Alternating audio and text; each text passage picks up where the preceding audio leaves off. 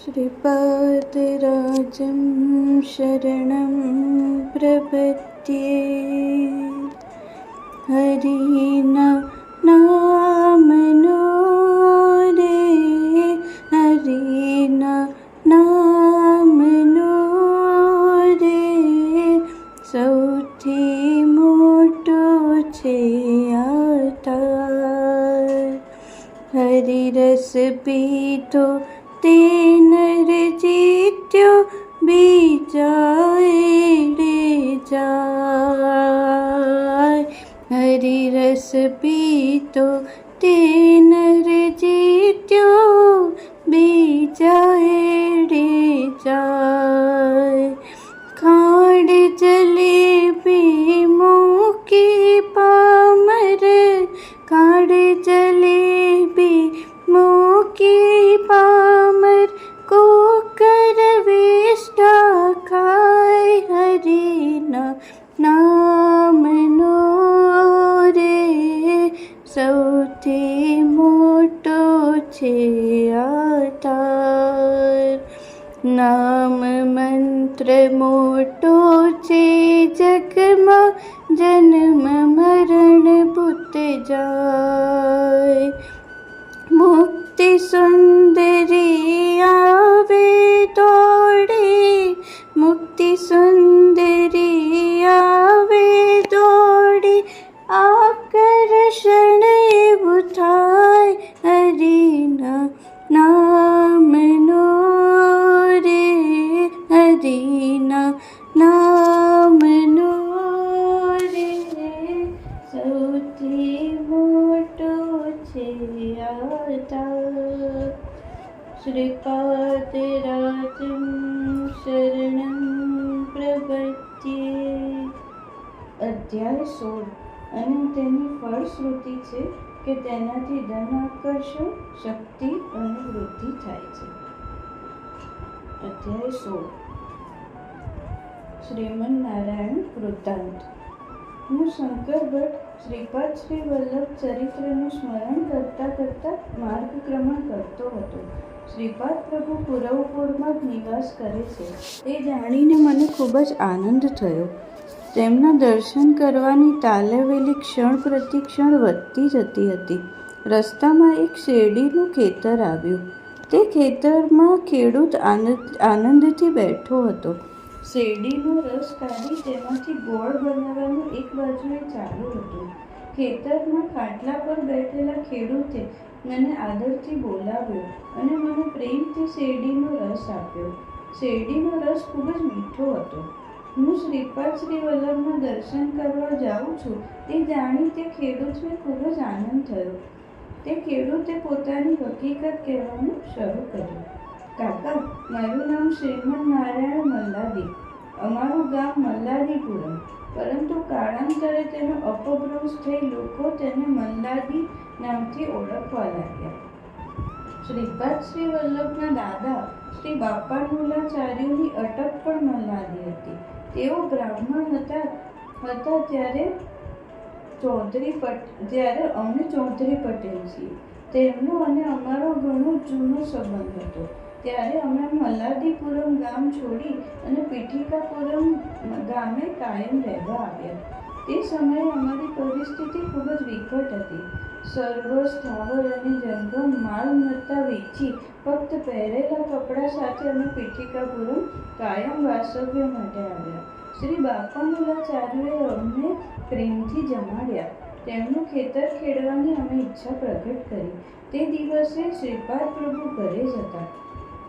તેઓએ કહ્યું, શ્રી બાપાનુલાચાર્યોના ઘરનું અન્ન ભગવાનને ધરાવેલા પ્રસાદ જેવું જ પવિત્ર હોય છે। ઈશ્વરની કૃપા વગર આ પ્રસાદ મળતો નથી। શ્રી બાપાનુલાચાર્યોના દર્શન પણ મળવા દુર્લભ છે। તમારું પુણ્ય ફળ ખરું છે, તેથી તમને તેમના દર્શન થયા। તે પછી બાપાનુલાચાર્યોએ અમને કહ્યું, અમે અમારું ખેતર એક ખેડૂતને ખેડવા આપ્યું છે। તેમને કોઈ પણ કારણ વગર કાઢી નાખી તો તે ધર્મ વિરુદ્ધ હશે। હવે તમે એક મુઠ્ઠી ભરીને અડદ એક કપડામાં બાંધીને પશ્ચિમ દિશામાં જાઓ. તમારી મનોકામના પૂર્ણ થતાં જ તે મુઠ્ઠી ભરી અડદ ફેંકી દેજો. પરમેશ્વર અત્યંત દયાળુ છે. તે ખડકમાં બેઠેલા દેડકાને પણ અન્ન પૂર્તિ કરે છે, તો તમને અન્ન પુરવઠો નહીં કરે? તમે તમારા કામમાં સફળ થશો. અમે ભોજન કર્યું અને જતી વખતે ધોતિયામાં અડદ બાંધી લીધા અને પશ્ચિમ દિશા તરફ પ્રયાણ કર્યું. શ્રીપાદ શ્રી વલ્લભની કૃપાથી પ્રવાસમાં અન્ન પાણીની ક્યાંય પણ ખેંચ ન અનુભવાઈ. માંગ્યા વગર અમને ભોજન મળતું હતું. આ કેવું આશ્ચર્ય હતું! ચાલતા ચાલતા અમે આંધ્રપ્રદેશ વટાવીને કર્ણાટક પ્રદેશમાં પ્રવેશ કર્યો.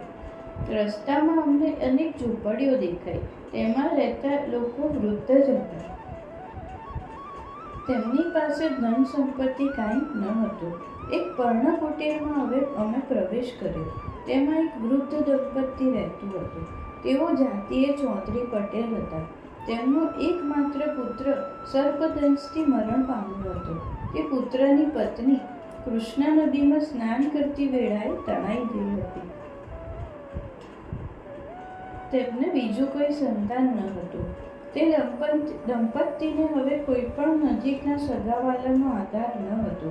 તેમના પાડોશી માત્ર તેમની સાથે મધુર ભાષણ કરતા અને પ્રસંગોપાત તેમની મદદ કરતા. તે વૃદ્ધ દંપતીએ અમારું ખૂબ જ ભાવથી આતિથ્ય કર્યું અને ઘરમાં જ રાખી લીધા. જ્યારે જ્યારે અમે તે સ્થળ છોડવાનું નક્કી કરતા, તે સમયે કોઈને કોઈ મુશ્કેલી આવતી અને અમારું ત્યાંથી જવાનું મુલતવી રહેતું. છેવટે અમે એક શુભ મુહૂર્ત પર જવા નીકળ્યા. તે જ સમયે તે ગૃહસ્થની ઉલટીઓ અને જુલાબ શરૂ થયા. આથી અમારે ફરજિયાત રોકાવું પડ્યું. 1-2 દિવસમાં તે વૃદ્ધ ગૃહસ્થને સારું લાગ્યું. આથી અમે આગળ પ્રસ્થાન કરવા નક્કી કર્યું. ત્યાં 4-5 દિવસના અમારા નિવાસથી તે દંપતીને અમારા વિશે મનમાં સારો પ્રેમભાવ ઉત્પન્ન થયો હતો અને વિદાય વેળા આવતા તેમના નેત્રો ભીના થયા અને અમે પણ ભીની આંખે વિદાય લીધી. ધોતિયાને બાંધેલા પેલા અડદમાંથી હવે વાસ આવતી હતી. આથી અમે તેને ફેંકી દીધા. અમે તે વૃદ્ધ દંપતીને મદદ કરવાની ઈચ્છા વ્યક્ત કરી, પરંતુ તેમણે અમારી પાસેથી કશું જ ન સ્વીકાર્યું. તેમની નિરીચ્છા વૃત્તિ જોઈ અમને ખૂબ જ આશ્ચર્ય થયું. તે વૃદ્ધ દંપતીનો ખાસ પરિચિત એક જ્યોતિષી હતો. તેમણે તેને બોલાવ્યા. તે જ્યોતિષીએ તે વૃદ્ધ દંપતીને કહ્યું, તમારે ઘરે આવેલા અતિથિ દુર્ભાગ્યવાળા અમંગળ છે. તેમના વાસ્તવ્યથી તમને દરિદ્ર પ્રાપ્ત થશે. તેમને ઘરમાંથી જલ્દી વિદાય કરો. તે વૃદ્ધ દંપતીએ જ્યોતિષીને પૂછ્યું, પંડિતજી, તેમના વાસ્તવ્યથી અમારા દારિદ્ર્યને દૂર કરવા શાસ્ત્રોમાં કોઈ તો ઉપાય હશે ને? અમને તે કહો. ગમે તેટલો ખર્ચ થવાનો હોય તે અમે કરવા રાજી છીએ. આ અતિથિનું દુર્ભાગ્ય નષ્ટ કરવા જે કોઈ પૂજા વિધિ હશે તે કહેવા કૃપા કરો. પરમેશ્વરની ઈચ્છાથી જ સમગ્ર સૃષ્ટિ સુચારુ રૂપથી ચાલે છે. સર્વ દેવતાઓને મંત્રની સહાય દ્વારા પ્રસન્ન કરી શકાય છે. પ્રત્યક્ષ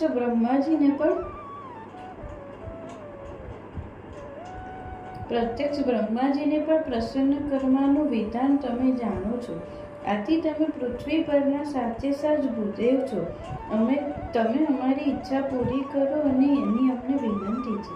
તે જ્યોતિષીને તે વૃદ્ધ દંપતીની ઈચ્છા પૂરી કર્યા વગર કોઈ આરો ન હતો. જ્યોતિષીએ કહ્યું, અનાજનો પાક લેવા પાણીની અત્યંત જરૂર છે. તે માટે પર્જન્ય યજ્ઞની તૈયારી શરૂ કરો. યજ્ઞ કરનારને દેવતુલ્ય માનવામાં આવે છે. પ્રત્યક્ષ દેવતાઓ પણ યજ્ઞ કરનારની સ્તુતિ કરે છે. યજ્ઞના 5 પ્રકાર છે: દેવયજ્ઞ, ભૂતયજ્ઞ, મનુષ્ય યજ્ઞ, બ્રહ્મયજ્ઞ અને પિતૃયજ્ઞ. શ્રીપાદ પ્રભુની લીલા અત્યંત અદ્ભુત અને આશ્ચર્યકારક હતી. તે વૃદ્ધ દંપતીએ ખર્ચેલા દ્રવ્યની સહાયથી વિદ્વાન બ્રાહ્મણો દ્વારા સર્વ કાર્ય સિદ્ધિ માટે યજ્ઞ કરવામાં આવ્યું. તે યજ્ઞ કરવાને લીધે અમારી જન્મપત્રિકાના સર્વ દોષો નિર્મૂળ થયા. તે વૃદ્ધ દંપતીની પૂર્વ પુણ્યથી અને પરમ પવિત્ર એવા યજ્ઞના દર્શનથી આ યજ્ઞનું હવિષ્ટ ઇન્દ્ર અને બીજા દેવતાઓને અર્પણ કરવામાં આવ્યું. પ્રત્યેક દેવતાની ઈચ્છા અનુસાર હવિષનો ભાગ આપવામાં આવતો હતો. તે પ્રત્યેક દેવતાઓ ભરપૂર આશીર્વાદ આપ્યા હતા. ગાય, વેદ, બ્રાહ્મણ, પતિવ્રતા સ્ત્રી, સત્યપ્રિય અને દાનવીર લોકોને લીધે જ પૃથ્વીનું સર્જન કાર્ય ચાલે રાખે છે. ખેતી કરવા માટે જેટલી બળદની જરૂરિયાત હોય છે તેટલી જ જરૂરિયાત ઇહલોક સિદ્ધિ માટે યજ્ઞયાગની હોય છે. તેમજ તેટલી જ જરૂરિયાત પરલોક સિદ્ધિ માટે ગૌ માતાની હોય છે. તદુપરાંત ગાયને લીધે આપણને દૂધ, દહીં, ઘી, માખણ ઇત્યાદિ ખાવા પીવાની ચીજો મળે છે. ભૂમિ માતાના 7 ગુણ. સર્વ ધર્મોના તત્વો વેદ ઉપર આધારિત છે. ધરતી માતાને પણ વેદનો જ આધાર છે. બ્રાહ્મણ વર્ગ પોતાના યજમાન દ્વારા યજ્ઞ કરાવી સમાજને સત્કર્મ કરવા પ્રેરે છે. આ સત્કર્મથી ભૂમિ માતાને સામર્થ્ય મળે છે. પતિવ્રતા સ્ત્રીઓ પોતાના પતિવ્રત્ય વડે ધર્મનું રક્ષણ કરે છે. પતિવ્રતા સ્ત્રીઓને લીધે ભૂમિ માતા સમૃદ્ધ થાય છે. સત્ય સંકલ્પવાળા લોકોને લીધે પણ ભૂમિ માતા પ્રસન્ન થાય છે. નિર્લોભી લોકો પોતાની લોભ વૃત્તિનો ત્યાગ કરી સમાજમાં મધુરતા વહેંચે છે. દાનવીર લોકો પુણ્ય માર્ગથી મેળવેલું ધન દીન દુખિયા અભાગી લોકોમાં વહેંચી ઇહલોક અને પરલોક બંનેનો લાભ સાધે છે. ઉપર જણાવેલા 7 ગુણયુક્ત લોકોને લીધે પૃથ્વી હંમેશા પ્રસન્ન રહે છે અને સામર્થ્યવાન તેમજ ભરપૂર અન્ન પાણી આપનારી થાય છે. બાપા નોલાચાર્ય જેવા મહાપુરુષે અમને નિમિત્ત કરી યજ્ઞ પુરુષ શ્રીપાદ શ્રી વલ્લભની સમક્ષ અમને કૃતાર્થ કર્યા. શ્રીપાદ શ્રી વલ્લભ દ્વારા ભક્તોનું રક્ષણ. યજ્ઞ નિર્વિઘ્નતાથી સંપન્ન થયો. તે વૃદ્ધ દંપતી અમને પોતાના પુત્રની જેમ માન આપી રાખતા. આ વાત તેમના ભાઈ માંડુઓને ગમી નહીં. ત્યાં એક મરચાનું ખેતર હતું. ખેતરની ચારે બાજુ તાડના ઝાડ વાવી તેની વાડી બનાવી હતી. આ તાડનો રસ તાડી એટલે કેટલાક ગૌડ લોકો કાઢીને લઈ જતા. એક વખત હું ખેતરમાં હતો ત્યારે વૃદ્ધ દંપતીના બંધુઓ ખેતરના મરચાં તોડી કોથળા ભરી અને તે કોથળો બળદગાડામાં મૂકતા મેં જોયા. તેઓ મને તેમના ઘરે લઈ જવા માંગતા હતા. હું એકલો હતો જ્યારે તેઓ સામે 10 જણા હતા. આવી પરિસ્થિતિમાં સામનો કેવી રીતે કરવો તે એક પ્રશ્ન હતો. તે સમયે એક રીંછ તાડના ઝાડ પર ચડીને તાડીનો આસ્વાદ લેતું હતું. રીંછનો હાથ છૂટ્યો અને રીંછ ધબ્બ થઈને ઝાડ પરથી નીચે પડ્યો. રીંછને નજીક આવેલું જોઈ તે વૃદ્ધના બાંધવો ત્યાંથી નાસી ગયા. રીંછના ઝેરી નખથી થતી ઈજાઓ અંગે તેઓ સભાન હતા. આથી તેઓ નાસી ગયા. હું શ્રીપાદનું સ્મરણ કરતો કરતો ગાડામાં બેઠો અને ગાડું તરત ચાલતું થયું. તે રીંછ શ્રીપાદનું નામ સ્મરણથી શાંત થયું હતું અને તે અમારી સાથે ચાલવા લાગ્યું. રીંછ છેક અમારા ઘર સુધી આવ્યું. રીંછ અમારી સાથે આવેલું જોઈ તે વૃદ્ધ દંપતીના પડોશીઓ આશ્ચર્યચકિત થયા. તે રાતે અમે શ્રીપાદ શ્રી વલ્લભનું ભજન કર્યું અને તે રીંછ અમારી સાથે બેસી અને તન્મયતાથી ભજન સાંભળતું હતું. ભજન સમાપ્તિ પછી પ્રસાદ વહેંચવામાં આવ્યો. તે રીંછ પણ તે પ્રસાદ આનંદથી આરોગતો. તે પછી તે રીંછ ઘરના સભ્યની જેમ જ અમારી સાથે રહેતું. રીંછ અમારી સાથે પ્રેમથી વર્તાવ કરતું, પરંતુ અમારા દુશ્મનોને તેની બીક લાગતી. આ બીકને લીધે જ અમારા ખેતરની રખેવાળીનો પ્રશ્ન ઉકેલાઈ ગયો. ખેતરની રખેવાળી સિંહ જ કરતું. અમારા ઘરે દત્ત ભગવાનની લીલા કથાનું કીર્તન અને શ્રીપાદ પ્રભુના નામ સ્મરણ નિત્ય થતું. એક દિવસ હું ખેતરમાં ગયો. રીંછ મારી પાસે આવ્યું અને પ્રેમભરી નજરે મારી તરફ જોયું. મેં શ્રીપાદ પ્રભુનું નામ લેવાની શરૂઆત કરતાં જ તે રીંછ ખૂબ જ આનંદપૂર્વક નાચવા લાગ્યું. અમારી બાજુના ગામમાં એક માંત્રિક આવ્યો હતો. તેણે કેટલીક સાધના કરી અને અમુક જાતની શક્તિ પ્રાપ્ત કરી હતી. તેના પ્રભાવમાં આવનાર લોકોને સંમોહિત કરીને તે તેમનો ધન લૂંટી ભેગું કરતો હતો. વૃદ્ધ દંપતીના ભાઈ ભાંડુઓએ તે માંત્રિકનો આશ્રય લીધો. માંત્રિકે રીંછ પર મંત્ર પ્રયોગ અજમાવ્યો, તેથી તેની શક્તિ એકદમ ક્ષીણ થઈ અને નિશ્ચેત થયો. બીજા મંત્ર પ્રયોગથી તે રીંછની બધી જ શક્તિ પોતાનામાં આકર્ષી રામાયણના વાલીની જેમ તેને વિદ્યા આત્મસાત હતી, જેના વડે તે સામેની વ્યક્તિની અડધી શક્તિ પોતે ખેંચી શકતો હતો. આ જ કારણથી પ્રભુ રામચંદ્રએ વાલીને ઝાડ પાછળ સંતાઈને બાણ માર્યું હતું. નહીં તો પ્રભુ રામચંદ્રની શક્તિ વાલી હરી ગયો હતો. હરણ કરવા સામે કોઈ શક્તિ પ્રભુ રામજીની ન હતી, કારણ કે રામજી ઝાડના ઓછે હતા. આથી વાલીનો અંત થયો. શ્રીપાદ શ્રી વલ્લભના શિષ્યોને કર્મબંધનથી મુક્તિ. શ્રીપાદ પ્રભુની લીલાઓ ખૂબ જ અગમ્ય હતી. તેમના કાર્યકારણ ભાવ શોધવો મુશ્કેલ હતો. કારણ વગર કોઈ પણ કાર્ય સંભવી શકતું નહીં. ગોકુળવાસીઓને ઇન્દ્રની પૂજા પ્રતિવર્ષ પ્રમાણે ન કરી. આથી ઇન્દ્ર ખૂબ જ ક્રોધાયમાન થયો અને તેણે ગોકુળ ઉપર અતિવર્ષા કરી. ત્યારે શ્રી કૃષ્ણે ગોવર્ધન પર્વત પોતાની આંગળી ઉપર ધારણ કરી તેની નીચે બધા જ ગોકુળવાસીઓને સુરક્ષિત રાખ્યા.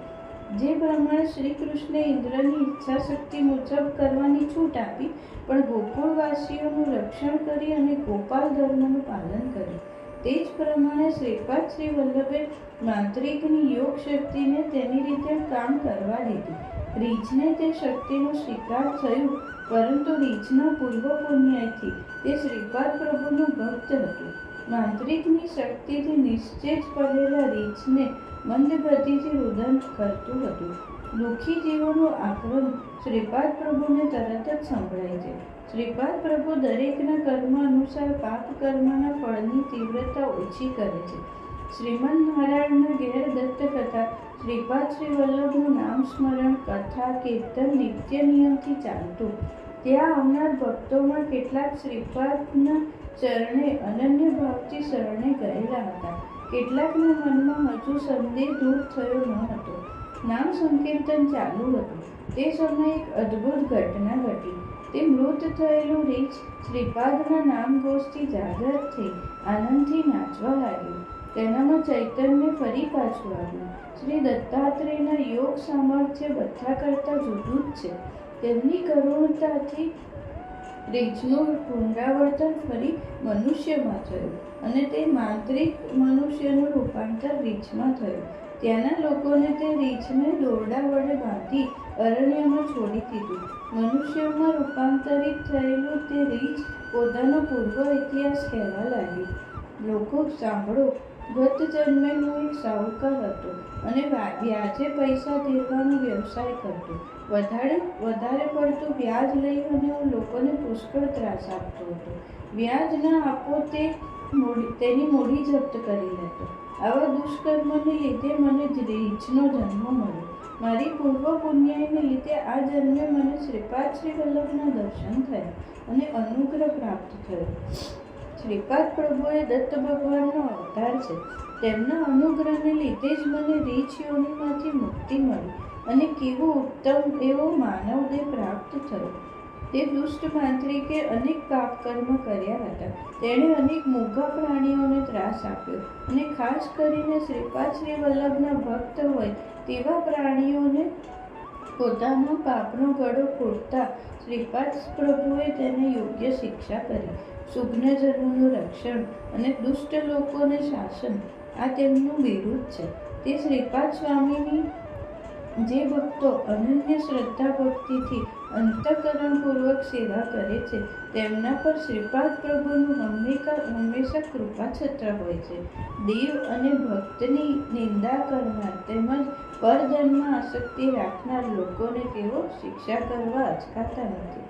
પોતાના પાપ કર્મનો જેને પસ્તાવો થયો છે અને જેમને શિક્ષા થઈ છે તેવા દુષ્ટ લોકો સ્વામીના ભક્ત થયેલા તેના અનેક દાખલા છે. માનવરૂપી રીંછે આગળ જણાવ્યું, હું શ્રીપાદ સ્વામીના નામ સ્મરણ પારાયણથી સદગતિને પ્રાપ્ત થયો. મને માનવદેહ પ્રાપ્ત થયો. તે જોઈ સર્વ ભક્તજનોને અત્યંત આશ્ચર્ય થયું અને આનંદ પણ થયો. બધા જ લોકો શ્રીપાદ સ્વામીનો મોટેથી જય જયકાર કરવા લાગ્યા. આ નામ સંકીર્તન ચાલુ હતું તે દરમિયાન એક અદ્ભુત ઘટના ઘટી. અકસ્માત ત્યાં 3 નાગ દેવતાઓ આવ્યા અને નામ સંકીર્તનમાં તાલમાં સાથ પુરાવતા ડોલવા લાગ્યા. તે જ સમયમાં તે મનુષ્યરૂપી રીછના પ્રાણ પંચતત્વમાં વિલીન થયા. ત્યાં આવેલા નાગ દેવતાઓએ તે મૃતદેહને 3 પ્રદક્ષિણા કરી અને ક્યાંક જતા રહ્યા. તે નાગ દેવતાઓ ક્યાંથી આવ્યા હતા અને ક્યાં જતા રહ્યા તેની કોઈ માહિતી ન હતી. તે મનુષ્યરૂપી રીછનો શાસ્ત્રોક્ત રીતે અગ્નિ સંસ્કાર કરવામાં આવ્યો. અમને હંમેશા શ્રીપાદ શ્રી વલ્લભના નામ સ્મરણનો ધ્યાસ હતો. અમારા જીવનને પણ તે નામ સ્મરણનો જ આધાર હતો. તે 3 નાગ દેવતા પછી અમારા ઘરે જ રહેતા. અમને અથવા અમારા ઘરે આવનાર દત્ત ભક્તોને તેમનાથી કશી બીક લાગતી ન હતી, પરંતુ અમારા વિરોધીઓને તે ખૂબ જ બીક લાગતી અને તેઓ અમારા ઘરે આવવાનું ટાળતા. શ્રીપાદ પ્રભુનું ભજન નામ સંકીર્તન થતાં જ તે નાગ દેવતાઓ તન્મયતાથી ડોલવા લાગ્યા. તે વૃદ્ધ દંપતીના ઘરની જમીન તેમના ભાઈ ભાંડુએ અન્યાયથી કબજે કરી હતી. જ્ઞાતિ પંચે તે જગ્યા વિવાદગ્રસ્ત જાહેર કરી હતી, પરંતુ જમીનમાં શાકભાજી ઉગાડવાની પરવાનગી હતી. શ્રીમદ નારાયણના ભાંડુઓ તેમના પ્રતિષ્ઠિત લોકોને ધનનું લોભ આપી પોતાના પક્ષે કર્યા હતા. આના લીધે પંચ દ્વારા આપનાર વિવાદિત ભૂમિનો નિર્ણય આગળ ધકેલાતો હતો. આ વિવાહિત ભૂમિમાં એક રાફડો હતો. નાગપંચમીના દિવસે ગામના લોકો રાફડામાં દૂધ રાખતા અને લોકો પ્રાર્થના કરતા કે હે નાગ દેવતા, અમારા સંકટો દૂર કરો. દૂધ અર્પણ કરનાર લોકોને ખબર હતી કે રાફડામાં એક પણ નાગ નથી. એક નાગપંચમીના દિવસે અમે શ્રીપાદ શ્રી વલ્લભને નૈવેદ્ય ધરાવ્યો અને નાગની પ્રાર્થના કરી. તરત જ 3 નાગ તે રાફડામાં જતા રહ્યા. આ વાતની ખબર પડતા ગામના લોકો હવે ફરી ત્યાં દૂધ મૂકવા આવ્યા નહીં. નાગપંચમીના દિવસે એક માંત્રિક અમારા ગામમાં આવ્યો. ગામના પ્રતિષ્ઠિત લોકોએ તે માંત્રિકને બોલાવી સ્વાગત કર્યું. તે માંત્રિક ગમે એટલા ઝેરી સાપને મંત્ર સામર્થ્યથી વશ કરતો હતો. આ બાબતમાં તેની ખ્યાતિ હતી. તેના વિશે એમ કહેવાતું કે ગમે એટલો ઝેરી સર્પદંશથી મૃત્યુ પામેલી વ્યક્તિને તે મંત્ર સામર્થ્યથી જીવતો કરી શકતો હતો. તેની હથેળીમાં ગરુડનું ચિહ્ન હતું. હાથમાં ગરુડનું ચિહ્ન ધરાવનાર તે સર્વ નાગ વશ થાય છે તેમ શાસ્ત્ર વચન છે. આવી અનોખી સર્પવિદ્યા તે માંત્રિકને વશ હોવાથી ગામના લોકોને તેની નતમસ્તક રહી તેનું સન્માન કરતા. તે માંત્રિકે ગામની પ્રતિષ્ઠિત વ્યક્તિઓને લઈને રાફડા પાસે આગમન કર્યું અને તે રાફડાની ચારે બાજુ આગ પ્રગટાવી. તે માંત્રિક ત્યાં બેસીને મોટેથી મંત્રોચ્ચાર કરતો હતો અને વિચિત્ર હાવભાવ કરતો હતો. રાફડાની અંદર સાપ જો બળીને ખાક થાય તો તેનો પાપ લાગશે એમ અમે દૂર ઊભા રહીને તેને વારંવાર કહેતા હતા, પરંતુ માંત્રિકને કશું ગણકાર્યું નહીં. આથી પરાધીન સર્પોનું રક્ષણ કરવા શ્રીપાદ પ્રભુને પ્રાર્થના કરી. તેના મંત્ર પ્રભાવથી રાફડામાંથી 3 સર્પ બહાર આવ્યા. હવે અમે જોયું કે મંત્રિકની મંત્રવિદ્યા બિન અસરકારક થતી હતી, પ્રભાવહીન જણાવા લાગી. માંત્રિક વિશેષ અસરકારક કશું કરી શક્યો નહીં. સર્પ જે દિશામાં જતા ત્યાંનો અગ્નિ ઠંડો થઈ ગયો જણાતો. બીજા અર્થમાં કહીએ તો અગ્નિ દેવતાએ તે 3 સર્પોને જવા માટે માર્ગ કરી આપ્યો. તેઓ જે માર્ગે આવ્યા હતા તે માર્ગે પાછા જતા રહ્યા. થોડા જ સમયમાં તે અગ્નિ પર શાંત થયો. આ દ્રશ્ય જોઈને માંત્રિકના અનુચરો નાસી ગયા. તે સમયે ગામમાં આગળ પડતી વ્યક્તિના મોટા દીકરાને સર્પદંશ થયો. થોડા જ સમયમાં તેનું આખું શરીર સાપના ઝેરથી કાળું પડી ગયું. બીજા દીકરાની દ્રષ્ટિ જતી રહી. તે માંત્રિકે પુષ્કળ ઉપચાર કર્યો, પરંતુ કોઈ પરિણામ ન આવ્યું. તે માંત્રિકના હથેળીની ગરુડની નિશાની ધીમે ધીમે ભૂસાતી ગઈ. ગામના લોકો ખૂબ જ ગભરાઈ ગયા. આ ભયંકર સંકટમાંથી માત્ર શ્રીપાદ પ્રભુ તેમને બચાવી શકશે તેવો તેમને વિશ્વાસ હતો. માંત્રિકની મંત્રવિદ્યા પૂર્ણપણે લુપ્ત થઈ અને તે નિશ્ચિત થઈ જમીન પર પડી ગયો. શ્રીપાદ પ્રભુની લીલા કયા પ્રસંગે કઈ રીતે કેવા પ્રકારની મદદરૂપ થશે તે ગમ્ય નથી. ગામના બધા લોકો ત્યાં દોડી આવ્યા અને ચોધાર આંસુએ રડવા લાગ્યા, પરંતુ અમે કશું કરી ન શક્યા.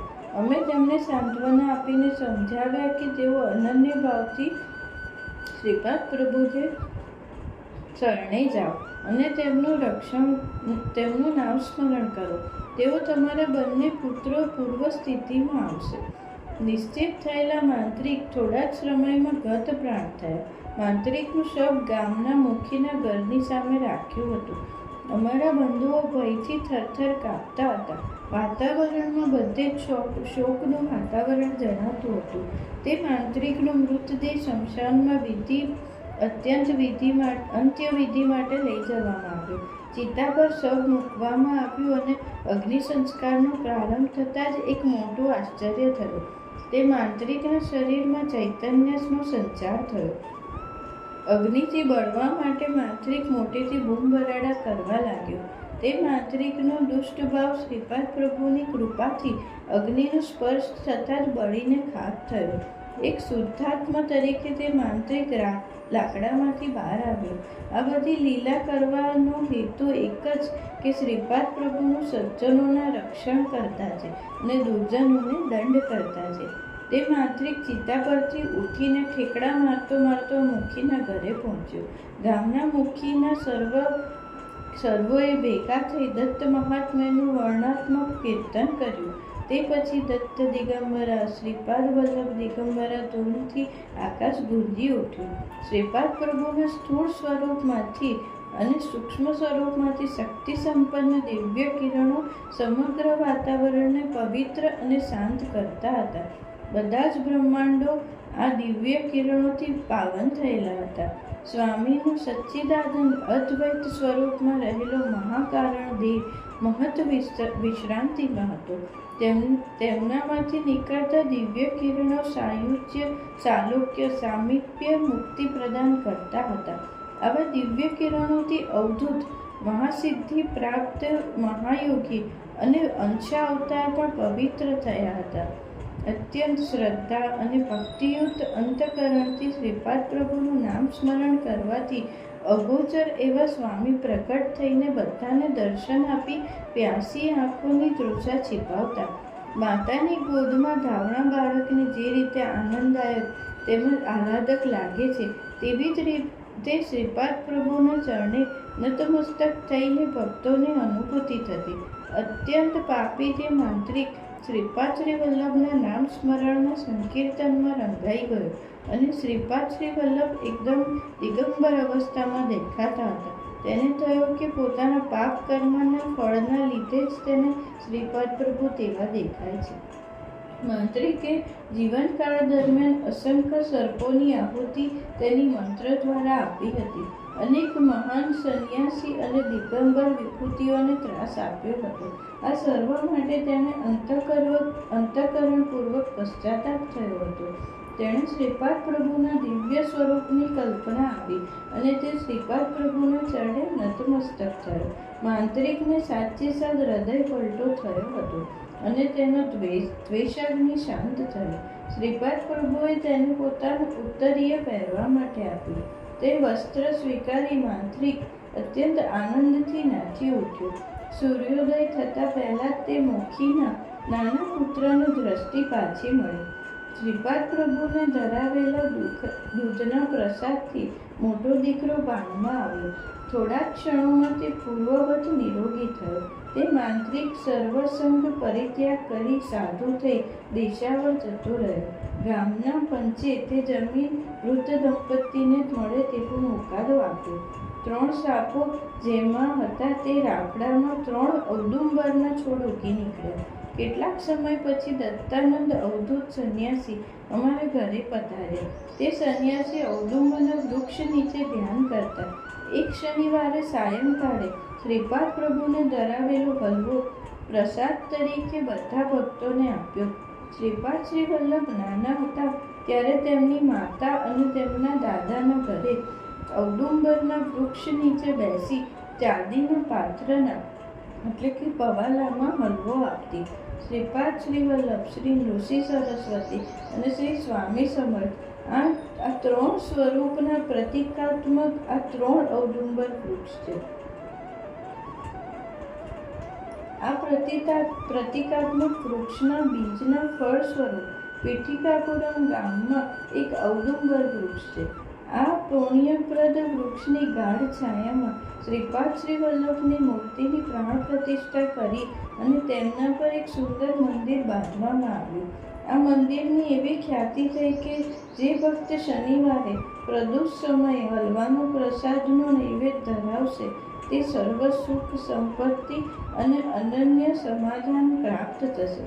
શ્રીપાદ શ્રી વલ્લભની આ દિવ્ય લીલા સાંભળી અને મારી ભક્તિ દ્રઢ થઈ. હું શંકર ભટ્ટ કુરુગડ્ડીના આગળના પ્રવાસે જવા નીકળ્યો. શ્રીપાદ શ્રી વલ્લભનો જય જયકાર હો. અધ્યાય 16 સમાપ્ત. શ્રીપાદ રાજમ શરણમ પ્રબધ્યે.